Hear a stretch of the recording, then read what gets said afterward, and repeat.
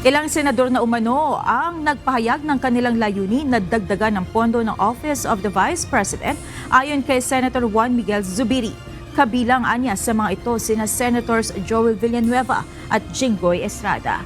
Nilinaw naman ni Senator Zubiri na hindi nila balak ibalik ang original proposed budget na 2.037 billion pesos kung hindi ang 733 million pesos lamang na inaprubahan ng Kamara. Binigyan din ito na ang desisyon sa panig ng Senado ay dapat magmula kay Senator Grace Poe, chairperson ng naturang Committee on Finance.